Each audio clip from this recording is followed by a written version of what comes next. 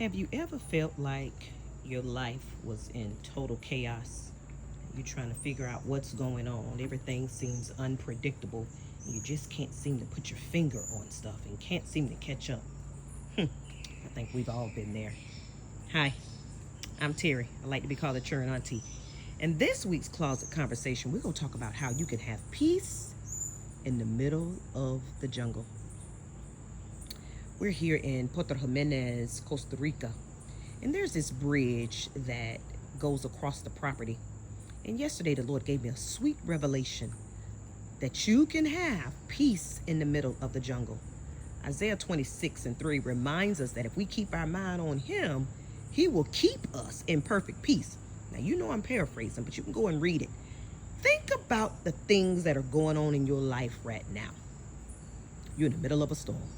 You're trying to fight to keep your mind. You're fighting to keep your family together. You're fighting for your children. You're fighting for your spouse. You're fighting on this job. Everything just seemed to be a fight. Total chaos. It's not about the storm. It's about how you stand still on God's word in the middle of it and understand that you can have peace in the middle of this storm. It's your mindset. It's how you see things. It's if you keep going, even if it's moving slow, you keep moving. Because once you stop, you go look around and you dead in the middle of the jungle. You don't know if you want to go forward or if you want to give up and quit and go back. But the reality is what's ahead, what's to come is better than what was. So what are you doing in the midst of this jungle? Are you choosing peace? Peace that surpasses all understanding. Are you keeping your mind on God? Because the reality is when you don't keep your mind stayed on Him, that's when your mind starts to dwindle. That's when your mind starts to wonder. That's when you begin to feel a little shaky, a little weary, and you're feeling like you're about to faint. Weeping may endure for a night, but joy comes in the morning.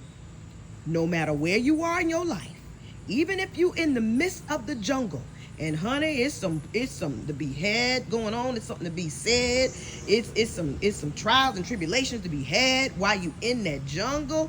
Even while you there, before you know it, you gonna look up and realize, you done made it to the other side. Beware of that mind. Just like the sign telling us to beware of those wild animals. You beware of your mind wandering and drifting.